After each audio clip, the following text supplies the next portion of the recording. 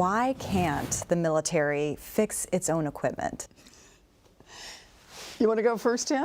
Well, we've had decades of bureaucratic sclerosis that have created a really broken system that's rife with perverse incentives.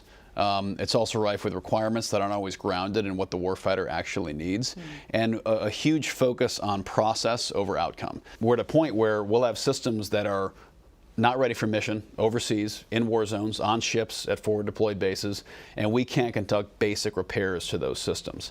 And I think we're at a point now where we've seen multiple theaters of war, from Iraq to Afghanistan to Israel to Ukraine. We're understanding the limits of this current defense acquisition paradigm, and it's about time we fix it. So it's not one thing that happened, it's an accumulation of 30 years of bureaucracy that's kind of led to where we're at now.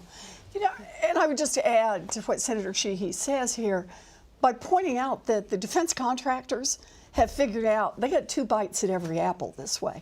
So they sell you the initial product, whether it's an oven on a submarine or it's a fancy piece of war fighting equipment. That's one, and they negotiate a price for that. But they hold back in the fine print, you can't fix it yourself. So when the safety clip breaks, when you get sand down in the equipment and you need to mess with it some more, the answer is, too often because of what's in that contract, that the military says to our service member, don't touch that thing. You got to retire, in effect, the piece of equipment, hold it over there, call a contractor, have the contractor fly in from long, long way away, charge us for flying in, take the delay, and charge us whatever they want to charge us to come in and fix that thing. That has turned out to be a very profitable model for some of the defense contractors. And what our bill says is no more, no more. The Defense Department, going forward, if our bill is signed into law, it basically says, here's the deal. You negotiate the price to buy the thing, and if the thing breaks, we may fix it ourselves. We may go to another small business, a startup, some guy who set up shop to be able to fix just that kind of thing, or we may come back to the manufacturer. But the choice will belong to our military to make the right economic decision to purchase, and then the right economic decisions down the line on how to repair it. What about the argument, though, that the contractor knows the equipment better than anyone else, has the ability to fix it better than anyone? Why shouldn't they be allowed to be the ones? Let them compete. They want to offer, they want to say, hey, we can fix that. You know what? I'll bet if that happened, that the price of fixing it would go down if there were competition. That is, other little guys were in there saying, hey, we could fix this. Or let's face it, the service member himself or herself who actually also knows this stuff, let's have that open competition.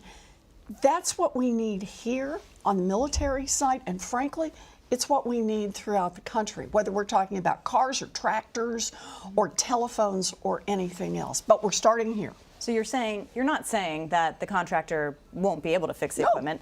They just can't have a monopoly on it. That's right. That they negotiated up front in fine print when nobody was looking and nobody was pricing it in. That's where they're making off like bandits. And Senator Sheehy, you approach this issue as a former SEAL officer. What kind of impact, Senator Warren talked about the financial aspects of this. What kind of impact has this had on the battlefield, on training, on our soldiers out there? What does it mean for military readiness? Less readiness, to put it bluntly. We've had less readiness as a result of this. Now, our acquisition paradigm was really designed in the 1950s and 60s and hasn't really changed since then.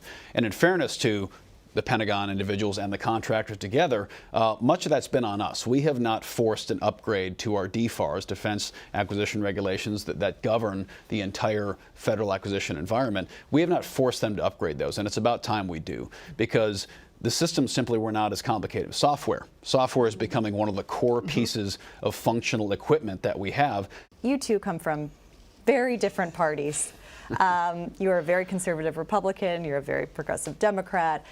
How is it that you two found this common ground? How is it that you guys came together on this piece of legislation? Well, I was making the rounds as a freshman who's never served in any political office before. When I got here, I said, first thing I do is I'm trying to meet with every single member I can on both parties and just introduce myself and get some advice and wisdom. And in our first meeting, she said, well, what do you want to do when you're here? And I listed the handful of things I wanted to focus on, and one of them was defense acquisition reform. And I kind of went on my riff about how frustrated Your I was. eyes light up.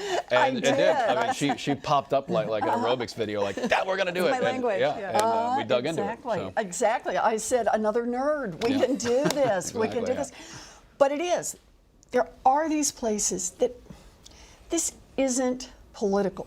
This is about doing what is right.